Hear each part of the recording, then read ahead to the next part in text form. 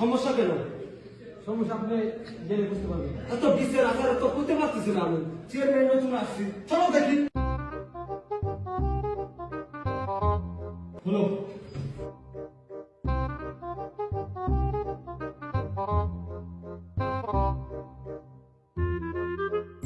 কার কি সমস্যা আমাকে বলো।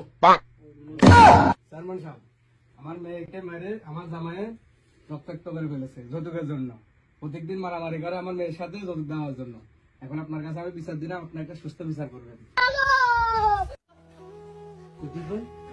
বিষয়টা আমি দেখতেছি, আপনি বসে পড়েন।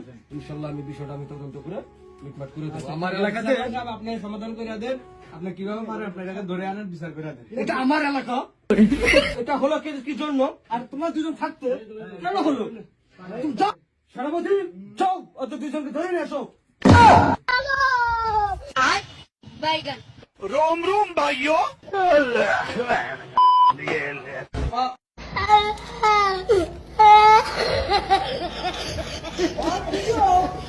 Oh my God! Oh my God! কি সমস্যা? What happened? চেয়ারম্যান সাহেব, ধরে নিয়ে আসছি।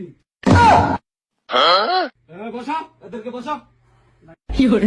কুদ্দুস ভাই এদিকে আসুন তো। তোর কত বড় সাহস? চেয়ারম্যানের সামনে পা দিলে বসছ? নিচে নাম বেটা।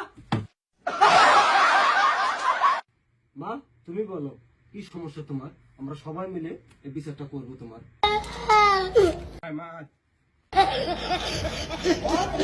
তুমি বলো।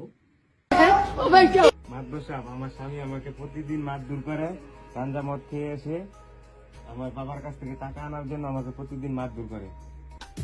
মাতব্বর সাহেব, এর কঠিন বিচার চাই, যেন এই যুব সমাজ এই বিচার দেখে, যেন এই যুব সমাজ এই কুলাঙ্গারকে দেখে যেন সঠিক ব্যাপার।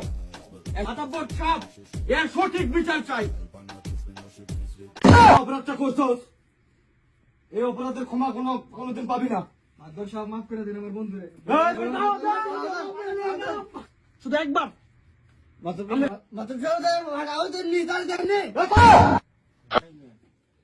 কুদ্দুস ভাই, মেয়ে নিয়ে এদিকে আসো। কুদ্দুস ভাই দেখেন, ছেলে হয়তো ভুল করছে, অল্প বয়সে ভুল করে বসছে।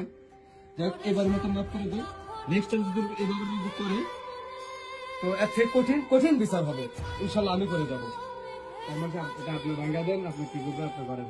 ওকে মা, তোমার হাতটা দাও। তুমি বাবা, তোমার হাতটা দাও। এই তোমার হাতে তুলে দিলাম, যে নেক্সট টাইমে যেন কি করে?